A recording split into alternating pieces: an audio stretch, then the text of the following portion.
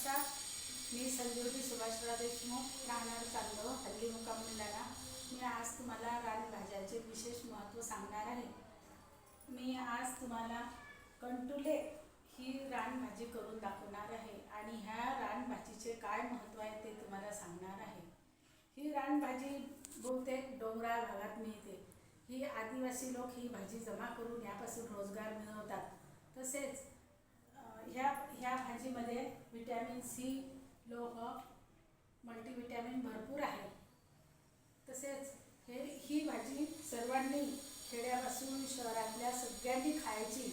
ह्या भाजीचे जे महत्त्व आहे ते आज सगळ्यांना समजण्यासाठी मी ही आज कंटुल्याची रानभाजी करून दाखवित आहे.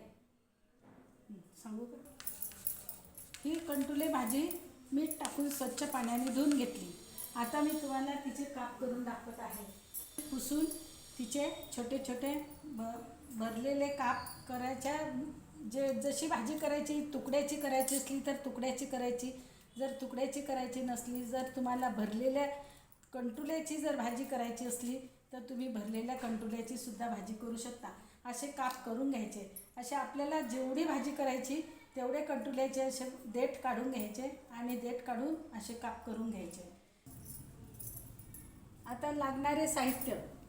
प्रथम कांदा घ्यायचं राहिलं नसून. लागणारे साहित्य कंटुल्याच्या भाजी करायला जे लागणारे साहित्य आहे ते कांदा, लसूण, आलं, कोथिंबीर, खोबरं, तीळ, शेंगदाणे,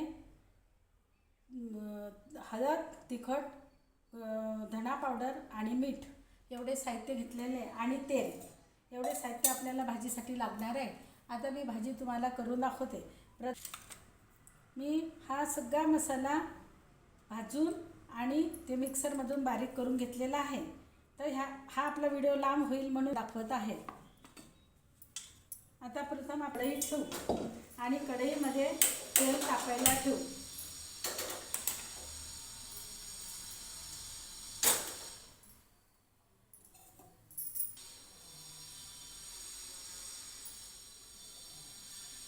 मी प्रथम कढईमध्ये तेल टाकलेले आहे. तेल गरम करायला ठेवण्यात आलेलं आहे.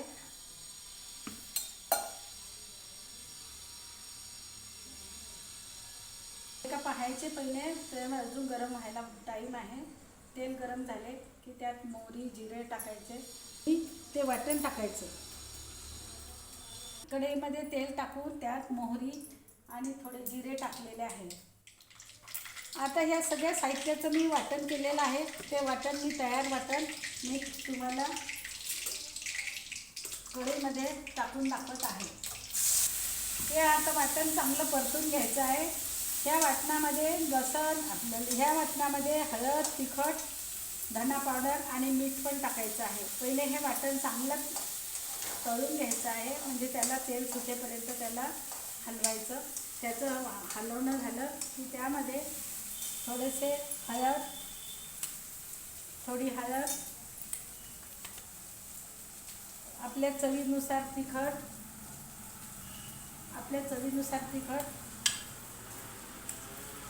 धना पावडर, तसेच चवीनुसार मीठ ॲड करायचे आहे.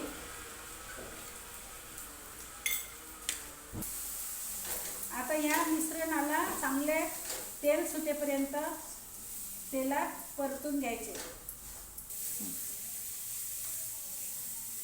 आता हा आपला मसाला परतून झालेला आहे. आता यात आपले जे मी कापून ठेवलेले आणि थोडेसे उकडून घेतलेले कंटुले त्यात टाकायचे आहे.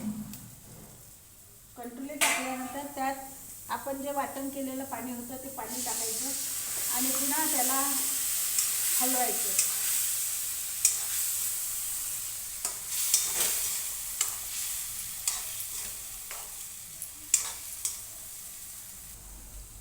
थोडे पाणी टाकत आहे मी आता थोडे पाणी टाकत आहे आणि याला एक वाफ येऊ द्यायची आहे.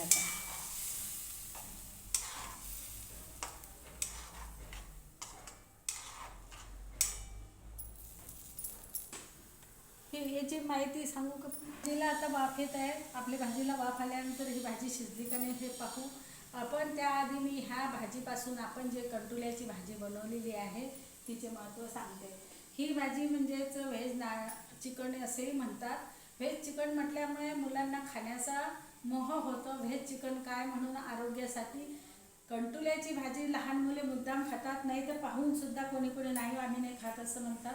तसं न होता व्हेज चिकन हे नाव पडल्यामुळे मग म्हाताऱ्यापासून ते लहान मुलापर्यंत सगळे हे भाजीची चव चाखतात आणि त्या भाजीमध्ये भरपूर प्रमाणात फायबर, विटॅमिन, मल्टीविटॅमिन, लोह आणि विटॅमिन सी आहे.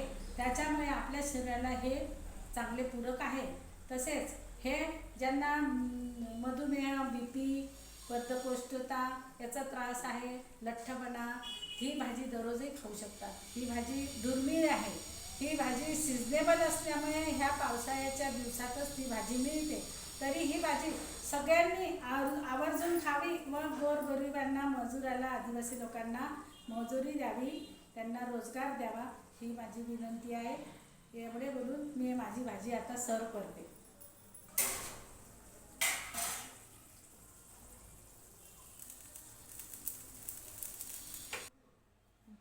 पसरता बोल भाजी सर्व करत आहे. ही भाजी कंटुल्याची, ही व्हेज चिकन कंटुल्याची भाजी तुम्ही सगळेजण चाखून बघा आणि आपल्या शरीरात विटॅमिन सी, लोह, फायबर, प्रोटीन हे सगळे तुम्ही हे सगळं तुम्ही तुमच्या शरीराला. आता वरून मी थोडी कोथिंबीर बरोबर टाकत आहे. मी थोडी कोथिंबीर टाकत आहे.